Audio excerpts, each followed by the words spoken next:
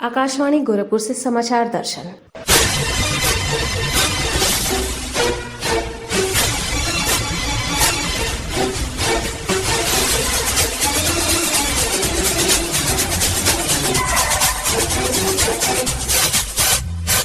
इस अंक में प्रदेश सरकार के 4 वर्ष पूरे होने पर मुख्यमंत्री योगी आदित्यनाथ ने गिनाई सरकार की उपलब्धियां और मुख्यमंत्री का गोरखपुर दौरा।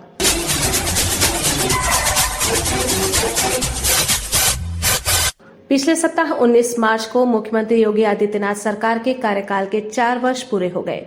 इस अवसर पर लखनऊ में संवाददाताओं को संबोधित करते हुए श्री योगी ने कहा कि पिछले 4 वर्षों में प्रदेश में चहुमुखी विकास हुआ है। उन्होंने कहा कि प्रधानमंत्री नरेंद्र मोदी के मार्गदर्शन में प्रदेश सरकार ने रिफॉर्म, परफॉर्म और ट्रांसफॉर्म की नीति पर अमल करते हुए राज्य में विकास की अनेक योजनाएं संचालित की हैं। उन्होंने कहा कि वर्ष 2015-16 में प्रदेश की अर्थव्यवस्था देश में 5वें-6ठे स्थान पर थी, जबकि आज ये देश की दूसरी सबसे बड़ी अर्थव्यवस्था है। श्री योगी ने कहा कि उत्तर प्रदेश देश में व्यवसाय और उद्यम के लिए सबसे पसंदीदा स्थान बनकर उभरा है।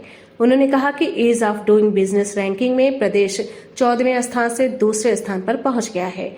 मुख्यमंत्री ने कहा कि पिछले 4 वर्षों में निजी क्षेत्र में करीब 3 लाख करोड़ रुपए का निवेश धरातल पर उतर चुका है। उन्होंने कहा कि इससे राज्य में औद्योगिकरण को गति मिली है और प्रदेश के नौजवानों के लिए 35 लाख से अधिक रोजगार का सृजन हुआ है। आज उत्तर प्रदेश बीमारू राज्य की श्रेणी से उभर करके देश की सबसे बड़ी अर्थव्यवस्था के रूप में उभरा है।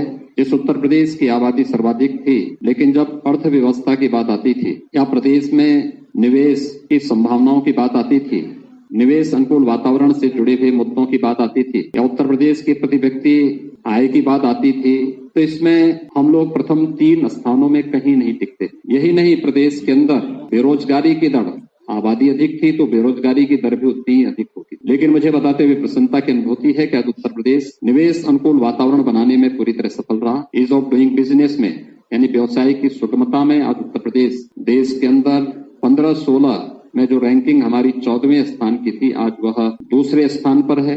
देश की 2015-16 में उत्तर प्रदेश की जो अर्थव्यवस्था 5वें-6ठे स्थान पर थी, आज वह दूसरी अर्थव्यवस्था के रूप में देश में उभरा है। और प्रति व्यक्ति आय भी उत्तर प्रदेश में हम लोगों ने इस दौरान जो प्रयास प्रारंभ किए, रोजगार की व्यापक संभावनाओं को आगे बढ़ाया है। प्रदेश के अंदर हर एक सेक्टर में इंफ्रास्ट्रक्चर के लिए, लोक कल्याण के लिए, एमएसएमई या एग्रीकल्चर के फील्ड में जो कार्य हुए हैं, इसके बहुत सार्थक परिणाम सामने आए हैं और इसका परिणाम है कि आज प्रति व्यक्ति आय भी दुगने से अधिक उत्तर प्रदेश के अंदर मात्र 4 वर्ष के अंदर देखने को मिली है।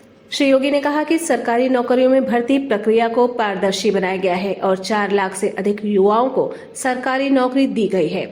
मुख्यमंत्री ने कहा कि वर्ष 2017 से पहले की सरकार की नीतियों के कारण प्रदेश के लोगों को केंद्र की योजनाओं का लाभ नहीं मिल पाता था, लेकिन आज उत्तर प्रदेश केंद्र सरकार की कई योजनाओं के क्रियान्वयन में पहले स्थान पर है। श्री योगी ने कहा कि जीरो टॉलरेंस नीति पर अमल करते हुए प्रदेश में संगठित अपराध को समाप्त किया गया है, जिससे कानून व्यवस्था बेहतर हुई है। ये वही उत्तर प्रदेश है जिस उत्तर प्रदेश में आज से 4 वर्ष पहले तक केंद्र की किसी भी योजना में उसका कहीं कोई स्थान नहीं होता था। केंद्र सरकार के साथ मिलकर के राज्य ने जो उपलब्धियां हासिल की, उसका परिणाम है कि आज हम लोग प्रधानमंत्री आवास योजना में देश के अंदर, चाहे वह ग्रामीण क्षेत्र हो या शहरी क्षेत्र की प्रधानमंत्री आवास योजना में उत्तर प्रदेश नंबर 1 स्थान पर है। स्वच्छ भारत मिशन 2017 से जो कार्य प्रारंभ किया, 2 करोड़ 61 लाख से अधिक शौचालयों का निर्माण करके देश के अंदर प्रथम स्थान भी प्राप्त किया।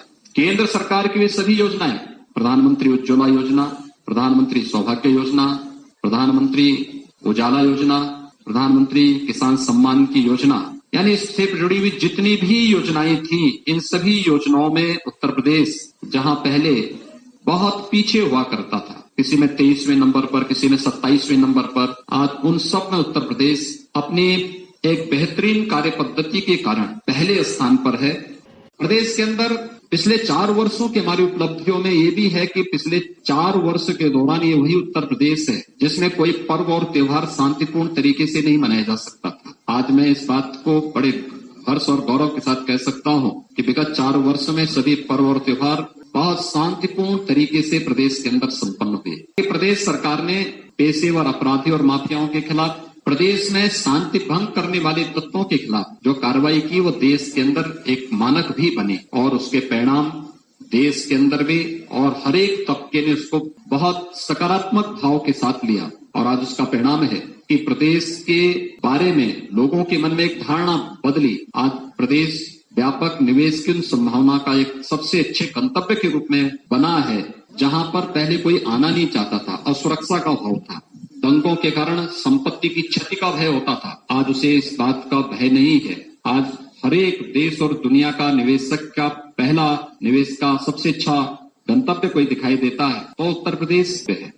मुख्यमंत्री ने कहा कि प्रदेश सरकार ने राज्य में सड़क यातायात को सुगम बनाने के लिए निरंतर कार्य किया है। कनेक्टिविटी को बेहतर किया गया। प्रदेश की सीमा नेपाल राष्ट्र से भी जुड़ी हुई है। बिहार, छत्तीसगढ़, झारखंड, मध्य प्रदेश, राजस्थान, उत्तराखंड, हरियाणा, उत्तराखंड और दिल्ली राज्यों से भी जुड़ी हुई है। ये इंटर स्टेट कनेक्टिविटी को भी बेहतर करने, हर जिला मुख्यालय को 4 लेन की कनेक्टिविटी के साथ जोड़ने, तहसील और विकास खंड मुख्यालयों को 2 लेन के साथ जोड़ने और ग्रामीण क्षेत्रों की सड़कों की भी सुदृढ़ीकरण का कार्य सफलतापूर्वक इस दौरान प्रदेश के अंदर करने में सफलता प्राप्त हुई। प्रदेश के अंदर वे क्षेत्र जहां पर जनवरी के बाद से पेयजल का संकट खड़ा होता था, खासतौर पर बुंदेलखंड और बिंद क्षेत्र, हम लोगों ने बुंदेलखंड में जल जीवन मिशन के अंतर्गत हर घर नल की योजना लागू कर दी है और इस वर्ष के अंत तक प्रयास है कि ज्यादातर गांवों में शुद्ध पेयजल की आपूर्ति होती हुई दिखाई देगी।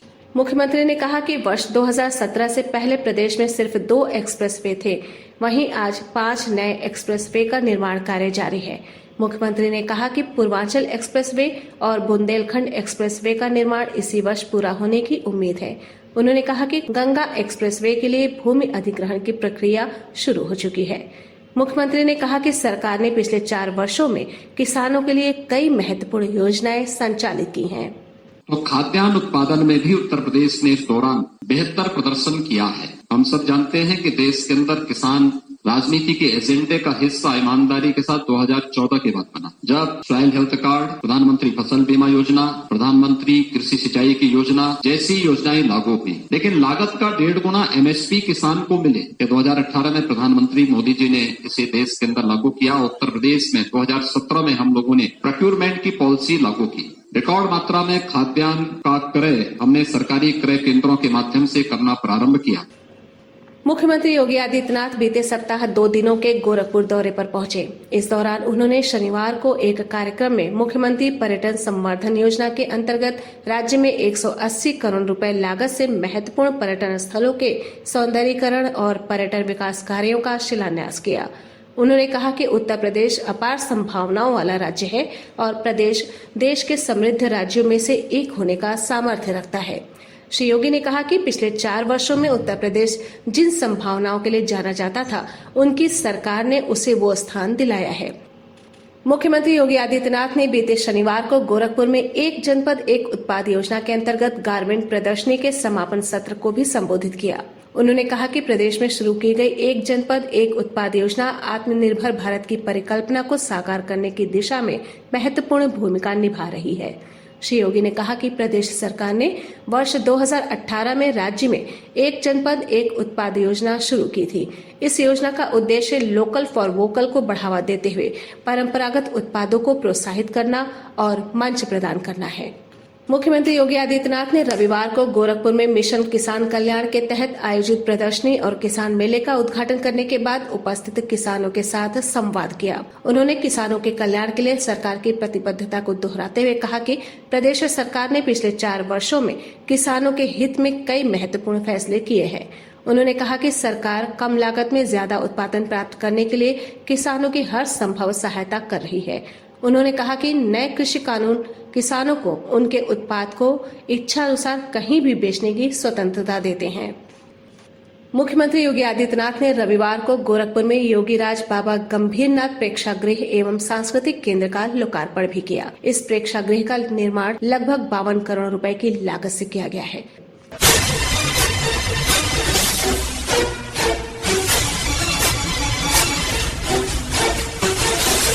इसी के साथ संपन्न होता है समाचार दर्शन का ये अंक। संपादन आदित्य शुक्ला और वाचन सोनी निगम।